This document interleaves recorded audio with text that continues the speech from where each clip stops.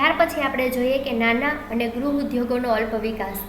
નાના અને ગૃહ ઉદ્યોગો છે તેનો ઓછો વિકાસ. ભારતમાં બીજી પંચવર્ષીય યોજનાથી ભારતમાં પ્રથમ પંચવર્ષીય યોજનાઓની શરૂઆત 1951થી લઈ અને 1955 સુધી, એટલે બીજી પંચવર્ષીય યોજના છે તેની શરૂઆત 1956માં થઈ હતી. તો જ્યારે ભારતમાં બીજી પંચવર્ષીય યોજનાથી આર્થિક વિકાસની વ્યૂહરચનાના ભાગરૂપે, એટલે કે નાણાકીય વિકાસ છે તેના ભાગરૂપે પાયાના અને ભારે ઉદ્યોગોને મહત્ત્વ આપવામાં આવ્યું હતું. એટલે કે જે બીજી પંચવર્ષીય યોજના છે તેમાં દેશનો વિકાસ થાય તે માટે પાયાના, એટલે કે જે જરૂરી અને ખૂબ જ મોટા ઉદ્યોગો છે તેને વધારે મહત્ત્વ આપવામાં આવ્યું હતું, તેને વધારે પ્રોત્સાહન આપવામાં આવ્યું હતું અને તેવા ઉદ્યોગોના વિકાસ માટેના આયોજનો કરવામાં આવ્યા હતા. પરંતુ જે ગ્રામ્ય ક્ષેત્રે નાના અને ગૃહ ઉદ્યોગો કે જેમનો રોજગારી, એટલે કે જે ગ્રામ્ય ક્ષેત્રે હતા નાના અને ગૃહ ઉદ્યોગો, તે રોજગારી પણ વધારે લોકોને પૂરી પાડતા હતા, તેમાંથી ઉત્પાદનનું પ્રમાણ પણ વધારે થતું હતું અને તેના દ્વારા જે લોકો જોડાયેલા હોય તેને આવક પણ ખૂબ મોટા પ્રમાણમાં મળતી હતી. તેની અવગણના થઈ, એટલે કે તેને કોઈ પણ પ્રકારનું પ્રોત્સાહન કે તેને વિકસાવવા માટે કોઈ આયોજન કરવામાં આવ્યું નહીં, જેથી કરીને તેની અવગણના થઈ. આ ઉપરાંત, એટલે કે તે સિવાય પણ ખેતીની સાથે સંલગ્ન ઉદ્યોગો જેવા કે, એટલે કે ખેતી સાથે સંકળાયેલા ઉદ્યોગો જેવા કે પશુપાલન, કારણ કે પશુપાલન છે તે કૃષિ સાથે જ સંકળાયેલું છે કે કોઈ પણ પશુ હોય તો તેને ચારો કેમાંથી મળી રહે છે, તો કે કૃષિ દ્વારા મળી રહે છે. પછી ડેરી ઉદ્યોગ, જો પશુપાલન ઉદ્યોગ છે એ વધે, એનો વિકાસ થાય તો જ ડેરી ઉદ્યોગનો વિકાસ થાય. તેવી રીતે મત્સ્યપાલન વગેરેના ઓછા વિકાસને કારણે, કારણ કે તેને વિકાસ કરવા માટે કોઈ પણ પ્રકારનું આયોજન કરવામાં આવ્યું ન હતું, એટલા માટે તેનો વિકાસ છે તે ઓછો થયો હતો. એટલે ઓછા વિકાસને કારણે મોસમી બેકારી પણ વધુ જોવા મળે છે. એટલે મોસમી બેકારી એટલે કે ઉદાહરણ આપું તમને કે શિયાળો હોય તે સમયગાળા દરમિયાન જ માત્ર સ્વેટર, શાલ તેનું ઉત્પાદન પણ વધારે થાય અને તેનું વેચાણ પણ તે સમયગાળા દરમિયાન જ થતું હોય છે. બાકીના સમયગાળા દરમિયાન છે, જેમ કે ઉનાળો હોય તો ત્યારે તો કે કોઈ સ્વેટર ખરીદવા પસંદ કરતું નથી. તો જ્યારે સ્વેટર વેચનાર જે વ્યક્તિ છે તે મોસમ પ્રમાણે બેકાર બની રહે છે, તો આવી મોસમી બેકારી પણ વધારે જોવા મળતી હતી. તેથી ગરીબીનું પ્રમાણ ઊંચું રહ્યું છે. એટલે કે આવા કારણોને કારણે ગરીબીનું પ્રમાણ છે તે ખૂબ વધારે જોવા મળે છે. ત્યાર પછી છે ઝડપથી વધતા ભાવ. વધતા ભાવો ગરીબીને ગંભીર રીતે અસર કરે છે, એટલે ખૂબ જ વધારે પ્રમાણમાં અસર કરે છે. કોઈ પણ વ્યક્તિ ગરીબ હોય અને તે અમુક પાયાની જરૂરિયાતો છે તે માંડ ખરીદી શકતા હોય ને એમાં પણ તેવી ચીજ વસ્તુઓના ભાવમાં જો વધારો થાય તો ગરીબ વ્યક્તિઓને આવી ચીજ વસ્તુઓ પણ ખરીદવી ખૂબ જ મુશ્કેલ થઈ જાય છે. જેમ કે યુદ્ધ, દુષ્કાળ, નીચું રાષ્ટ્રીય ઉત્પાદન. યુદ્ધથી તમે બધા પરિચિત છો. દુષ્કાળ એટલે કે લાંબા સમયગાળા સુધી વરસાદ ન પડવાની સ્થિતિ. નીચું રાષ્ટ્રીય ઉત્પાદન એટલે કે રાષ્ટ્રીય આવક ખૂબ ઓછી. ઝડપથી વધતી માંગ એટલે કે જે ચીજ વસ્તુઓ છે તેની માંગમાં વધારો થાય. ત્યારબાદ ઉત્પાદન ખર્ચમાં થતો વધારો, કારણ કે જો કાચો માલ છે તે મેળવવા માટે અથવા તો કોઈ પણ ઉત્પાદન ખર્ચ, એટલે કે કોઈ પણ ચીજ વસ્તુઓનું ઉત્પાદન કરવા પાછળ થતો ખર્ચ, તો આમાં વધારો થાય. વગેરે કારણોને કારણે ચીજ વસ્તુઓ અને સેવાઓ છે તેમજ ખાદ્ય ચીજોના ભાવમાં ઝડપથી વધારો થાય છે. ઉદાહરણ તરીકે કે કોઈ પણ પેન છે એ બનાવવા માટેનો ઉદ્યોગ હોય. હવે પેન બનાવવા માટે તેને જે જરૂરી કાચો માલ છે અથવા તો તેને જે વાહન વ્યવહારનો ખર્ચ છે, જો તેમાં વધારો થાય તો પેનની કિંમતમાં વધારો થઈ જાય. તો આવી રીતે જે ચીજ વસ્તુઓ અને સેવાઓ છે તે આવા જુદા જુદા કારણોને કારણે તેના ભાવોમાં ઝડપથી વધારો થાય છે, જેને પરિણામે જે ઓછી આવકવાળા વર્ગની ખરીદ શક્તિમાં ઝડપથી ઘટાડો થાય છે. એટલે કે જેની આવક ઓછી છે તેવો વર્ગ, તેવા લોકો છે તે આવી ચીજ વસ્તુઓ સરળતાથી ખરીદી શકતા નથી, જેથી જીવન ધોરણનું સ્તર નીચું આવે છે. એટલે કે પોતે જે વ્યક્તિ ગરીબ છે તે વધારે ગરીબ થાય છે, તેનું જીવન ધોરણનું સ્તર વધારે નીચું આવે છે, ગરીબી વધે છે. બીજી તરફ વધતા ભાવોની સ્થિતિમાં ઉદ્યોગપતિઓ, વેપારીઓ એટલે કે ઉદ્યોગોના માલિકો, વેપારો અને મોટા ખેડૂતો છે તેમને ફાયદો થાય છે, કારણ કે ઉદ્યોગપતિઓ છે હવે એને તેના ઉદ્યોગમાં જે ચીજ વસ્તુઓનું વેચાણ કરે છે, વેચાણ કિંમત વધી જાય એટલે તેને નફો થતો હોય એ પણ વધી જાય. વેપારીઓ છે એ આવી ચીજવસ્તુઓની મોટા જથ્થામાં ખરીદી કરે અને પછી તેને છૂટક છૂટક વેચે છે, તો આવી રીતે તેનો પણ નફો વધી જશે. અને જે મોટા ખેડૂતો છે એ પોતાની ખેતીમાંથી વધારે ને વધારે ઉત્પાદન પ્રાપ્ત કરી અને નફો પણ વધારી શકે છે, જેથી કરીને ઉદ્યોગપતિઓ, વેપારીઓ અને મોટા ખેડૂતોને ફાયદો થાય છે. જ્યારે ગરીબ વર્ગ છે તેનું જીવન ધોરણનું સ્તર ખૂબ જ નીચું આવી જાય છે અને તેને કારણે સમાજમાં આવકની અસમાનતા પણ વધે છે, કારણ કે ગરીબ વધારે ગરીબ બનતો જશે, જ્યારે ધનવાન વધારે ને વધારે ધનિક બનતો જશે. તો આને કારણે અસમાનતા છે તેમાં પણ વધારો થતો જોવા મળે છે. ત્યાર પછી છે બેરોજગારીનું ઊંચું પ્રમાણ. ભારતમાં મોટા ભાગની વસ્તી ગામડાઓમાં ખેતી ક્ષેત્ર પર નભે છે. આપણે અગાઉ પણ જોઈ ગયા છે કે ભારતની મોટા ભાગની વસ્તી છે તે કૃષિ પર નભે છે, કૃષિ સાથે સંકળાયેલી છે. પરંતુ મોટાભાગની ખેતી વરસાદી ખેતી હોવાથી વર્ષમાં 1 કે 2 જ પાક લેવાય છે. આપણે બધાને ખ્યાલ છે કે સિંચાઈની સગવડ દરેક ખેડૂતને પ્રાપ્ત થતી નથી. દરેક ખેડૂત પાસે સિંચાઈની સગવડ નથી, જેથી કરીને ખેતીનો મુખ્ય આધાર સ્ત્રોત શું છે તો કે વરસાદ છે. અને આવો વરસાદ છે એ માત્ર ચોમાસામાં જ થતો હોય છે, જેથી કરીને વર્ષમાં 1 કે 2 પાક છે તે જ ખેડૂત લોક મેળવી શકે છે. આથી ખેતી ક્ષેત્રે મોટા પ્રમાણમાં મોસમી બેકારી જોવા મળે છે. એટલે કે જ્યારે ચોમાસાનું સિઝન હોય, ચોમાસું ચાલતું હોય ત્યારે છે પાક મેળવી શકાય છે, એટલે ત્યારે એ લોકોને કામ મળી રહે છે. પરંતુ ઉનાળાનો સમયગાળો હોય તો ત્યારે સિંચાઈની સગવડ પણ ન હોય અને વરસાદ પણ ન મળે, જેથી કરીને તે ત્યારે પાક મેળવી શકતા નથી. અને જો પાક ન વાવવામાં આવે તો તેવા લોકો ત્યારે શું હોય છે તો કે તેને કામ મળતું નથી, એટલા માટે મોસમ અનુસાર છે તે બેકાર જોવા મળે છે. ઝડપથી વધતી વસ્તી અને સંયુક્ત કુટુંબ પ્રથાને કારણે ખેતી પર વસ્તીનું ભારણ વધતા પ્રચ્છન્ન બેકારી વધે છે. ઝડપથી વધતી વસ્તી, આપણે અગાઉ જોઈ ગયા કે આરોગ્યની સુવિધાઓમાં ખૂબ સારા પ્રમાણમાં વધારો થયો છે, જેથી કરીને જે મૃત્યુ પામતા લોકોની સંખ્યા છે તેમાં આપણે ઘટાડો કરી શક્યા છીએ અને તેની સામે જે જન્મદર છે તેમાં ઓછો ઘટાડો થાય છે. એટલા માટે વસ્તી ખૂબ જ ઝડપથી વધી રહી છે.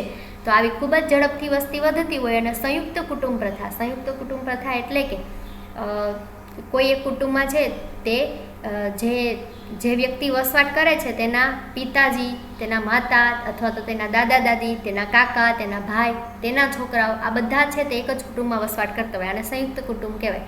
તો આને કારણે ખેતી પર વસ્તીનું ભારણ વધતા પ્રચ્છન્ન બેકારી, કારણ કે આ બધા લોકો જો ખેતી સાથે સંકળાયેલા હોય, પહેલાં 5 વ્યક્તિઓનું કુટુંબ હોય, પછી તેમાંથી કુટુંબનું કદ વધે અને 10 વ્યક્તિઓ થાય. આ બધા માટે મુખ્ય વ્યવસાય જો ખેતી જ હોય તો ખેતી પર, કારણ કે જમીન તો વધતી નથી, એટલે જમીન ઉપર આવા વસ્તી એટલે કે આવા વ્યક્તિઓનું ભારણ વધે છે.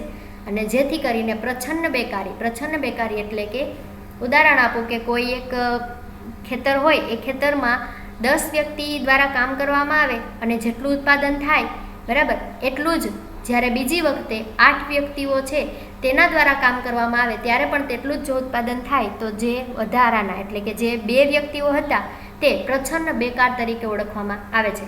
કારણ કે તેના હોવા કે ન હોવાથી તેના જે ખેતીમાંથી જે ઉત્પાદન થાય છે તેમાં કોઈ પણ પ્રકારનો ફેર પડે તો નથી.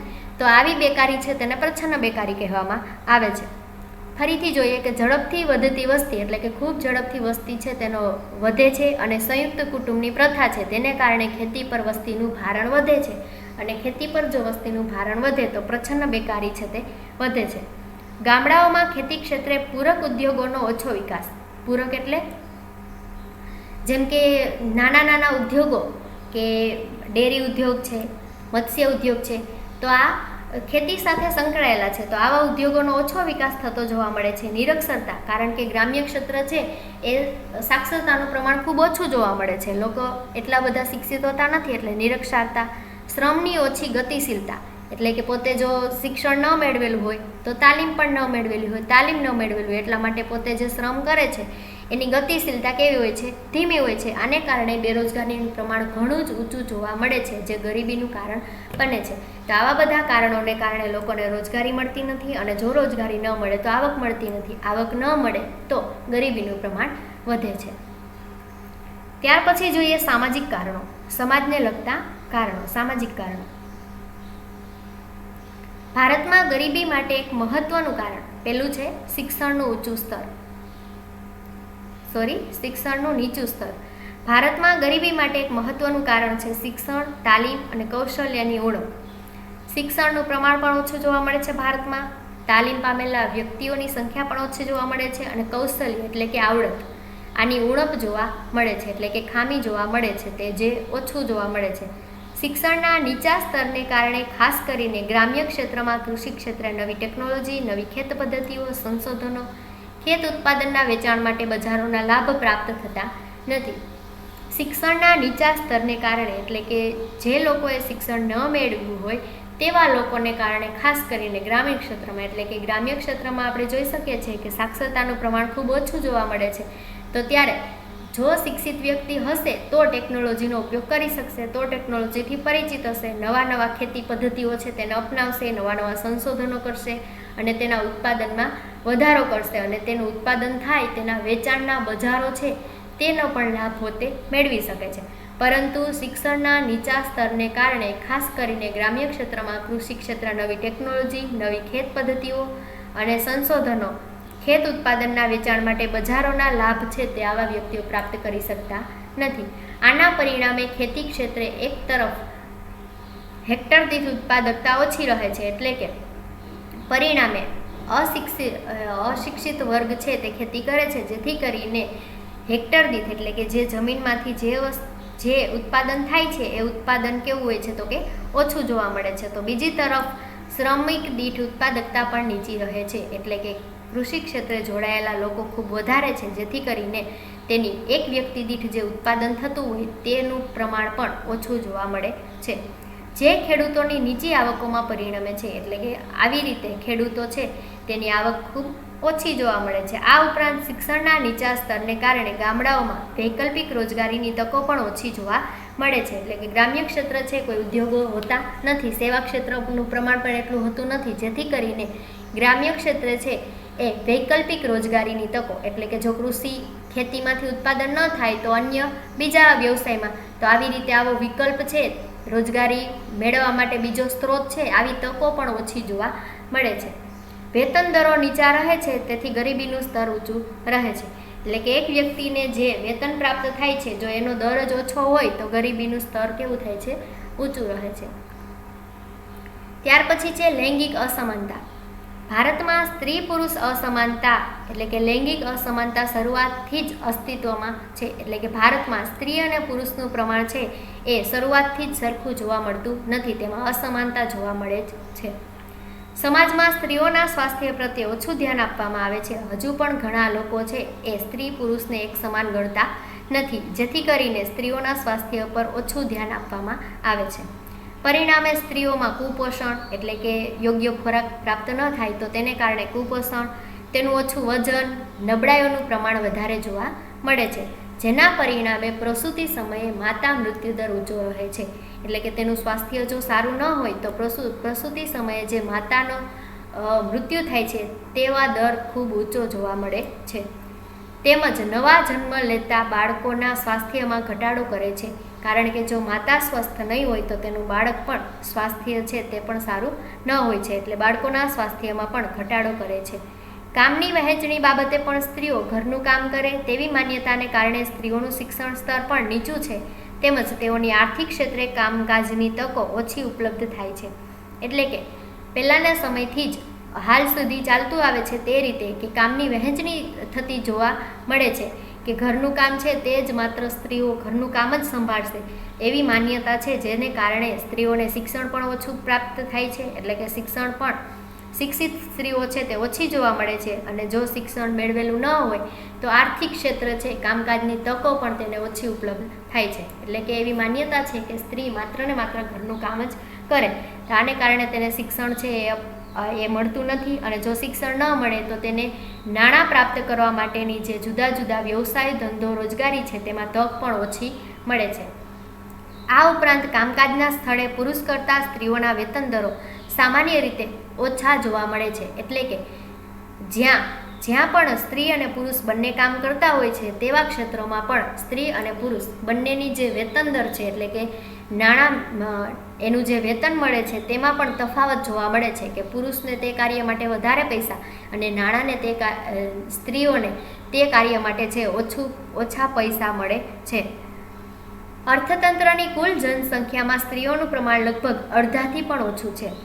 અર્થતંત્રની કુલ જનસંખ્યામાં એટલે કે નાણાં મેળવતો જે વર્ગ છે તેમાં નાણાં મેળવતી જે કુલ સંખ્યા છે, કુલ લોકોની જે વસ્તી છે તેમાં સ્ત્રીઓનું પ્રમાણ લગભગ એટલે કે પુરુષોની સરખામણીએ સ્ત્રીઓનું પ્રમાણ કેટલું જોવા મળે છે તો કે જેટલા પુરુષો છે તેના અડધાથી પણ ઓછી સ્ત્રીઓ વ્યવસાય ક્ષેત્રે જોડાયેલી જોવા મળે છે.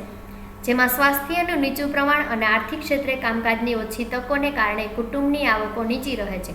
એટલે કે સ્વાસ્થ્યનું સ્ત્રીઓનું સ્વાસ્થ્ય છે તેનું પ્રમાણ ખૂબ નીચું અને આર્થિક ક્ષેત્રે એટલે કે રોજગારી મેળવવા માટે માત્ર ને માત્ર પુરુષો જ કામ કરતા હોય છે, જેથી કરીને આર્થિક ક્ષેત્રે કામકાજની ઓછી તક એને કારણે કુટુંબના જે કુટુંબ છે તેની આવકો કેવી રહે છે તો કે નીચી રહે છે. તેથી ગરીબી વધુ પ્રમાણમાં જોવા મળે છે. જો તેની સરખામણીએ આપણે જોઈએ કે કોઈ પણ કુટુંબની સ્ત્રી છે તે અને પુરુષ બંને જો વ્યવસાયિક ક્ષેત્રે કાર્ય કરતા હોય તો તેની આવક વધારે હશે અને જો તેની આવકમાં વધારો થાય તો તેની ગરીબીનું પ્રમાણ પણ ઘટતું જોવા મળે છે. અત્યારે તો આપણે જોઈ શકીએ છીએ કે સ્ત્રીઓ પણ પુરુષોની સરખામણીએ વધારે પડતી હવે તો આગળ પણ જોવા મળે છે. ઘણી બધી સ્ત્રીઓ, કોઈ એવો વ્યવસાય નહીં હોય કે જ્યાં પુરુષ છે તે કાર્ય કરી શકે અને સ્ત્રીઓ કાર્ય ન કરી શકતી હોય તેવો એક પણ વ્યવસાય અત્યારે જોવા મળતો નથી.